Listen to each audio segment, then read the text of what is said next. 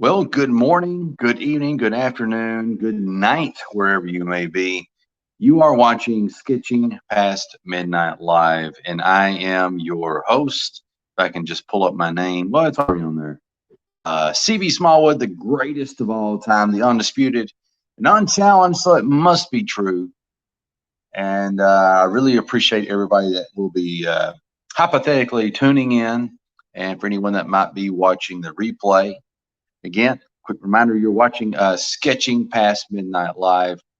And also, if you want to chime in, please remember to use the chat feature.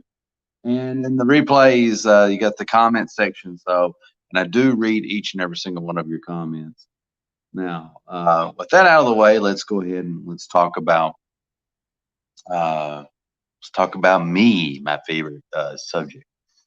I would have a question today kind of pulled up, but as always, I'm kind of a little ill prepared.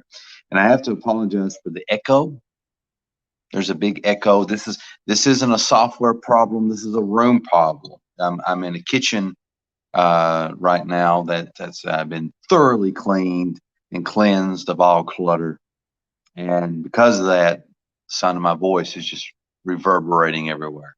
So also, this may be a short episode. I always say that, but we'll see how that goes. So what you're looking at right now is basically this is part of a horror anthology that I'm working on. Can't remember the name of it. And this story I'm doing is a story based on a character that I came up with, a mythology that I came up with called Bluebelly.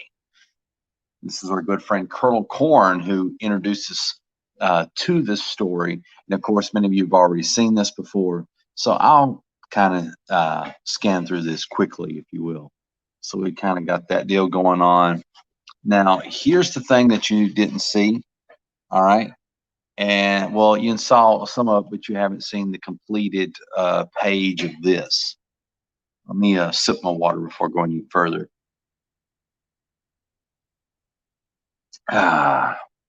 Great. Okay, so anyway, I actually had another page that went with this, and the page I thought was looked great. It was fantastic, but I decided to pull that page because it kind of conflicted with the story. I felt like it stuck out in like a sore thumb, and basically a lot of the writing would have to justify that page being in there, and I just felt like it just wasn't working, and the way that I kind of draw the story out thus far didn't really lend well for the page in question to be in there. So this is the new page 2. Okay, I know that was pretty long and convoluted, but you just have to trust me. It makes sense in my head. So we've got the farmer here, good old Farmer Brown. Wonder if I hate that echo. It's bad echo. But we got the farmer here doing his farming business.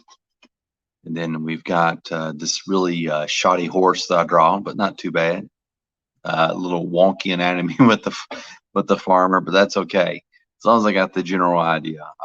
You know, they all can't be perfect. Then I'm channeling my inner Mike Minola on this panel. Okay. And then over here, I'm improving on my horse drawing skills a little bit, using a little bit of reference. I got this girl here. The way she's kind of drawn is very, very big difference between this and that.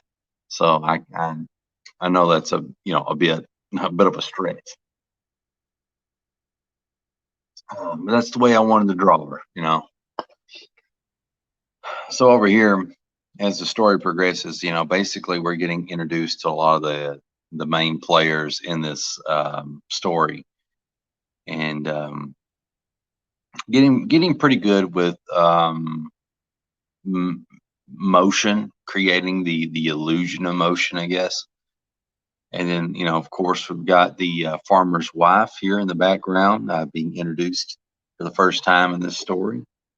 This panel's kind of hit and miss. You know, I really wanted to make sure that the farmer's wife was very beautiful, and unless unless I change the story, she's actually the kind of like the hidden centerpiece of the story, and you can pretty much tell by these indications that I have erased, trying to get the right look, get everything all tidy whitey, or whatever you want to call it, and still wasn't able to do it. So here, my least favorite panel on this entire page is this. I basically turned this woman into a human Pez dispenser. That was not my intention, okay? But you know, had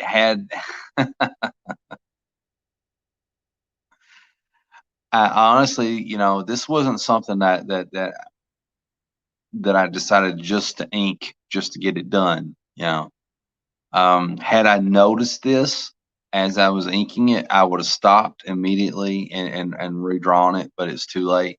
I love this background. I think I nailed that background really well. I think it's pretty killer. Now we're on the second panel. Okay, second panel there. Not too bad. Well, this ain't the second panel, but you know what I mean. And then I really wanted to do like a sexy farmer's wife type of deal here. I think I sort of captured the vibe of it, but you know, it's not it's not exactly there yet. All right, so yes, for anyone just now tuning in, we're looking at the completed second page of the horror anthology thing that I'm working on for my good buddy Will Avenger. I think it's turned out really well so far.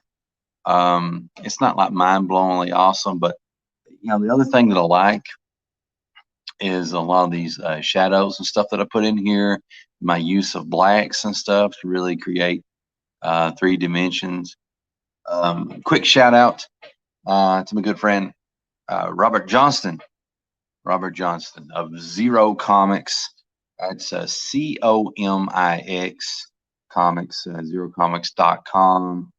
The creator of Reverend and many other characters. You know, he worked with me to include more blacks in my art, and the thing is, I was actually consciously aware of this and was wanting to do that for a long time, but for whatever reason, I just did not. And I can't explain why that was.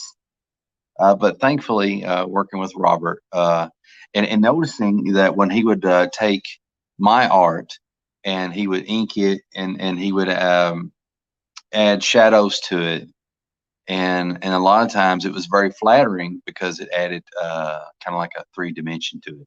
So I'm sorry I got a little long-winded there, but anyway, yes. So okay. So there's that, and I'm basically what I'm going to do for anyone that's just now tuning in or anyone that's going to watch the replay. I'm kind of going to show you a little bit what I've been working on, and then maybe if there's enough time, we'll actually do some sketching together. Okay. All right. So let's flip past that.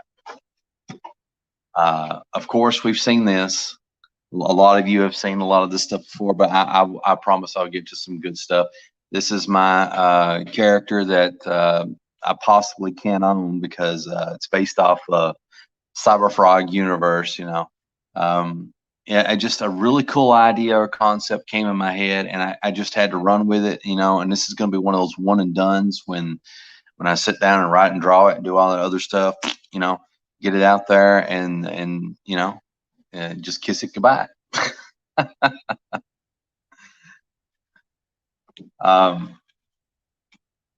Here's the second page of this story, and I'll fly through these, you know, pretty quick. Again, I really like the my storytelling. I feel like my storytelling's come together in a good way. Probably could have added more blacks in here, but that's okay, you know, because The colors will save my butt. We got this over here. Right, let's zoom out here just a little bit. This is really nice. I really like this panel. This is a good one. I like that one, and I like this one. I think that's pretty cool. This is a pretty good panel too. You know, the pose here, the anatomy is a little awkward, but you know that's pretty neat. I think maybe, possibly. All right, so we get over to this page, and I do these out of order. I think I did, didn't I? I sure did. Yeah, liking the backgrounds.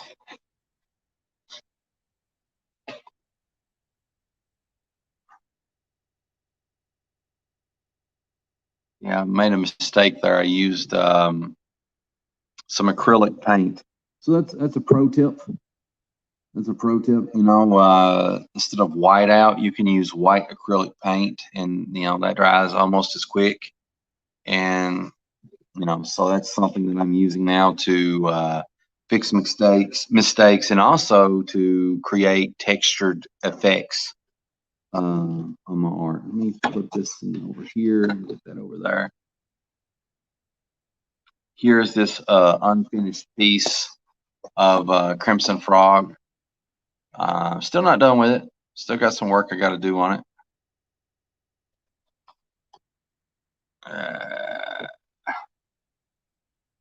Yeah. But I promise you, once I really start to work on it, it'll look pretty good. So now we're getting over to some of the things that I'm working on now. Let me move this stuff on over, okay? These are characters that I created. This is as of right now, the name of this team is Monster Patrol. I'm working on the origin, and I'm trying to make these characters as original as I can possibly make them, with the original origin and all that stuff. It's hard to do. I think Fantastic Four meets the X-Men, maybe Doom Patrol, kind of mushed together. So we've got She-Beast here.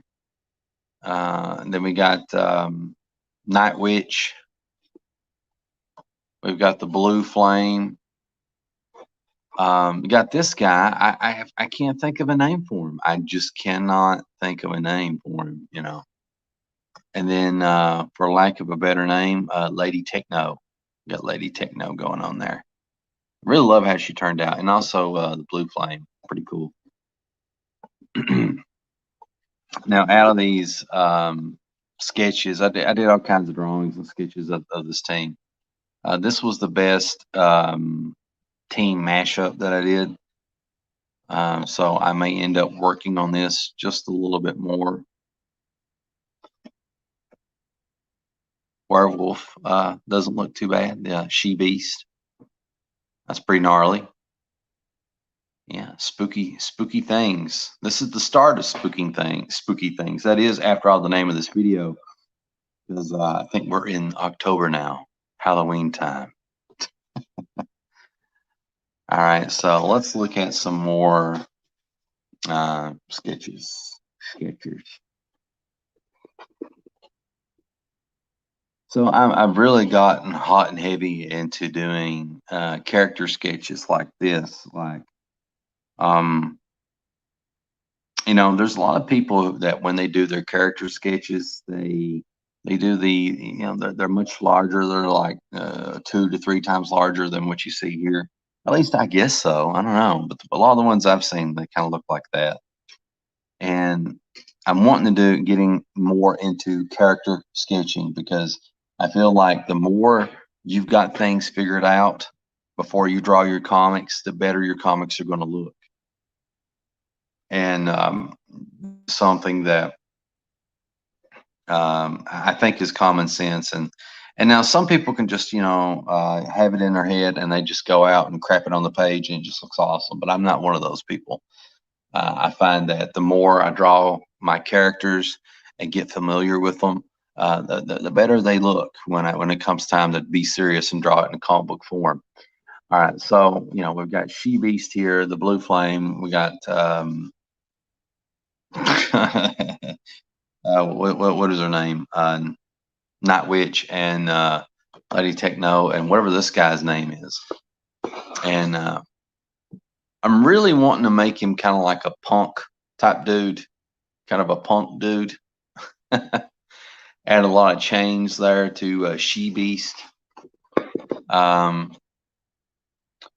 So I kind of like how this looks. I'm a little bit torn between having all the members of the team have the purple outfits. But I'm also trying to change it up. And my main criteria for what I want to do is it has to look cool. It has to look really, exciting, something that you really want to get behind, But anyway, I was talking about, doing character sketches and stuff like that. And I'm finding that doing these, I don't know, maybe, let's say probably about 2-inch tall. Well, wait a minute, I can measure this. I got a measure one of these ladies. About 3 inches tall, give or take. 3 inches or less. I'm doing these little 3 inches or less sketches of these characters, and I feel like that it's really helping me, actually do costume designs and work on these characters and everything. So it's pretty cool. Now, if we go down here, we look. I'm doing much larger sketches, and I'm trying to get the She Beast down. I'm trying to get a really cool looking werewolf. Working a lot on the faces, trying to make some very, very gnarly looking faces. That one didn't turn out too hot. I didn't really get started on this one. I just wanted to capture the form. Same thing with this. I'm kind of happy with this, once it's all inked and just kind of put on there. Yeah, I think that looks pretty good. And then that's a pretty tough looking werewolf. I like that. It's a good one. And then we've got this werewolf, not too shabby. And this one, yeah. Here, this is a anthology that I'm thinking about putting together. I'm Mr. Anthology these days. I'm Captain Anthology. Okay. Tales of the Fantastic and Beyond. Yeah. I don't know. I really don't care what it's called for the most part. A lot of these names, this harkens back to a lot of the books that were put out, comics that were put out, like in the maybe 50s, early 60s or something like that. Marvel did a lot of these, DC did a lot of these, and a lot of other independent companies did these type of stories, and like they pretty much used every combination of words, known to man, everything from uncanny, fantastic, weird, scary, terrible, all the words that you can imagine. So this is about the best thing I could think of off the top of my head. I still have to look it up to make sure that it's not, being used. Somebody will use it. Who knows? Here's my character, War Eagle, looking magnificent. Here's another character that I come up with, a villain. And here's these guys.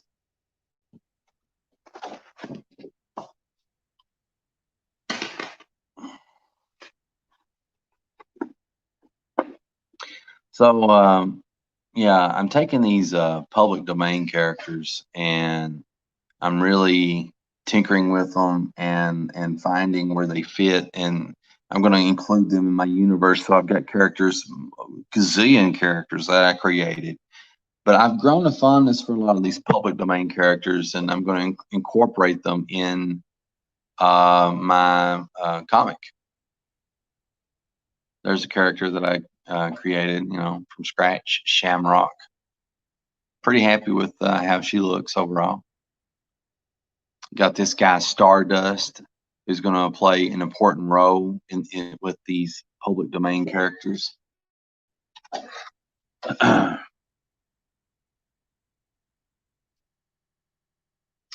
then here,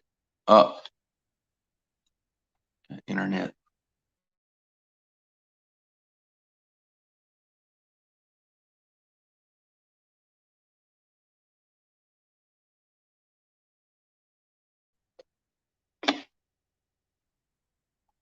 I'm sorry, guys.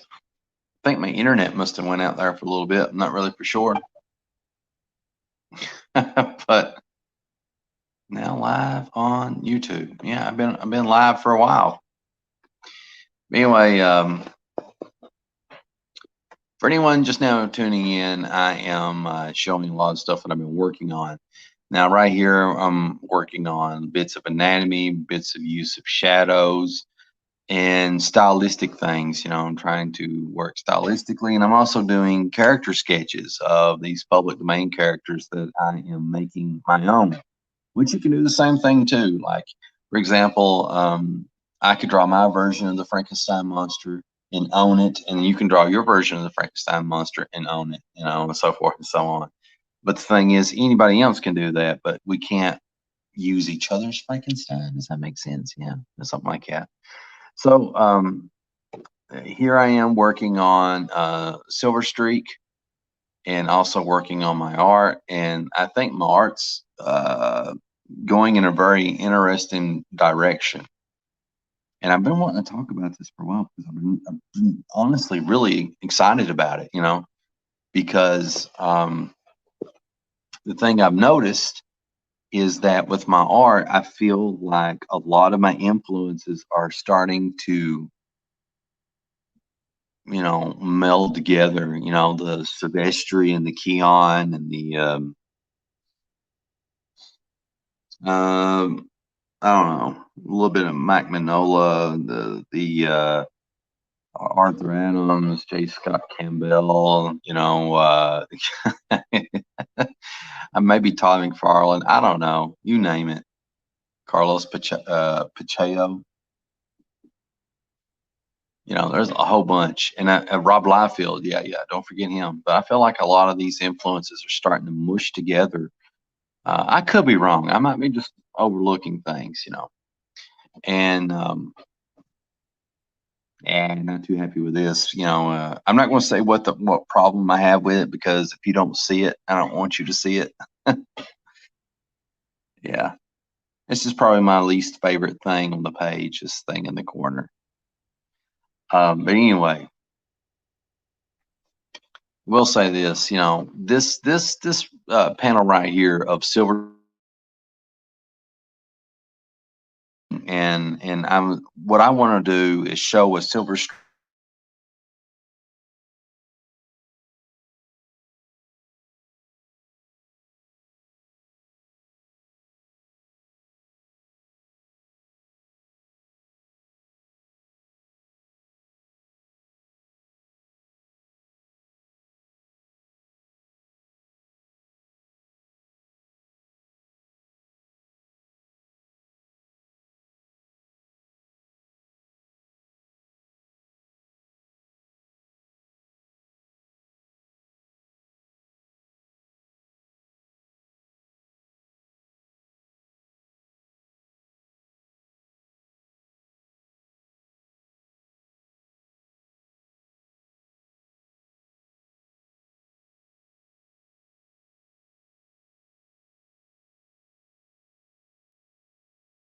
All right. Yeah. Are we working now? Are you guys super troopers and you stayed with me? Okay. So anyway, this is Silver Streak, and I'm really inspired by the story that's coming to me about this guy that's really been depowered of a lot of his superpowers, and he has a lot of doubts. He doubts himself. His strength has left him. was something that he relied on heavily.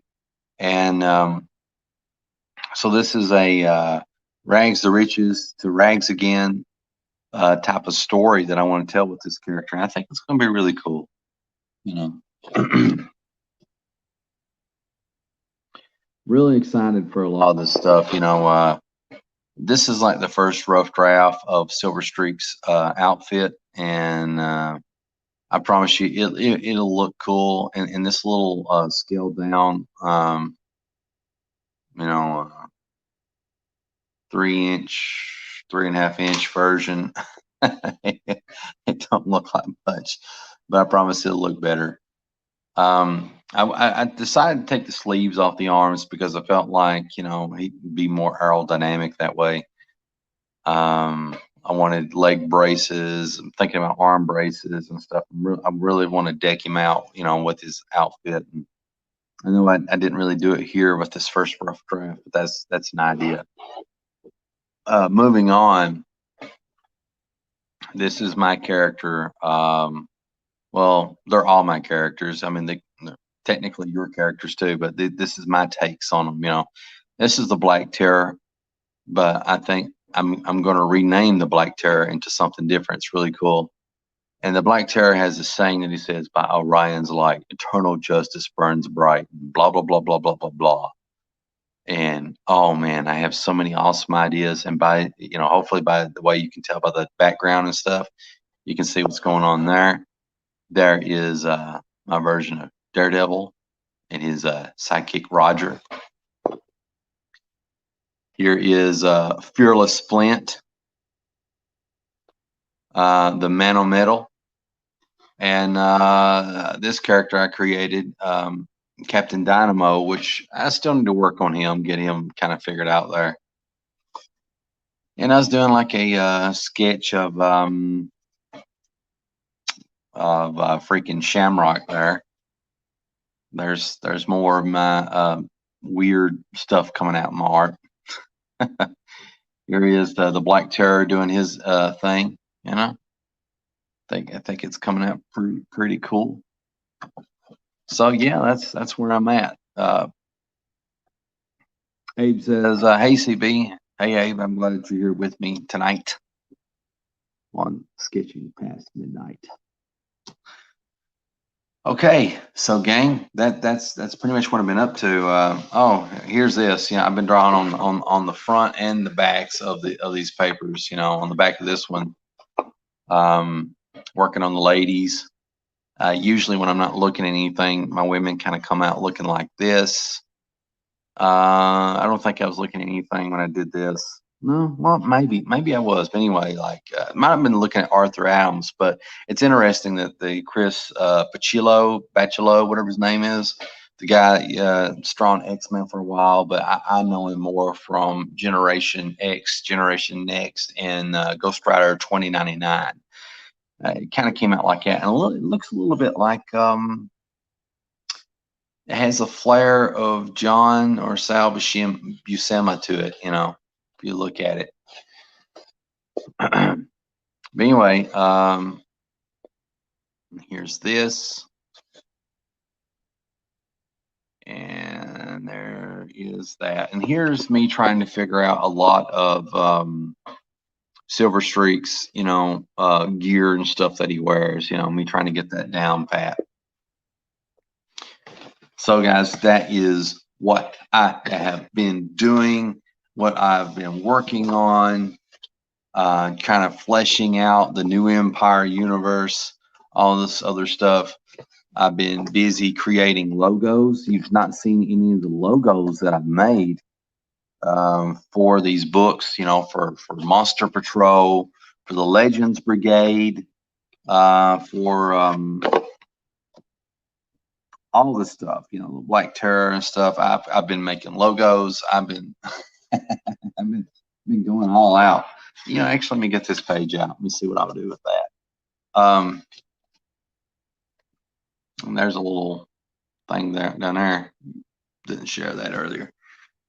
So, so I've been making a lot of logos, and if you look on my channel, if you go, you know, go to my YouTube channel and look, you'll notice that I've got a brand spanking new thumbnail, and I also got a brand new banner, YouTube banner. I'm just going with a whole new look and new approach. Now, I've been really struggling here lately with something called branding. Branding is really, really important. You know, if you're an artist and you got something to sell, or writer or whatever, branding is very, very key because I don't know. Let me try to explain a little bit what I mean by branding. Think about Coca-Cola, okay? And this is going to be to illustrate why branding is important. Coca-Cola is the king of branding, and you think about Coca-Cola, you think cool, refreshing, all this other stuff, and they've had decades. Maybe hell, they might be getting close to 100 years for all I know in that type of campaign. They're one of the first ones that had the images of the cola beverage, of the pop beverage, that's got the cold sweat running off of it, which is really nice for the summer months. Sorry, you can't really see what I'm doing. I'll have to just lift the page up ever so often. So that's part of their brand, and also part of their brand is, you picture Santa Claus drinking a Coca-Cola. Coca-Cola and Christmas is very synonymous with Coca-Cola. It's very interesting, how they pulled that off. Polar bears. Can I put your mind on Coca-Cola?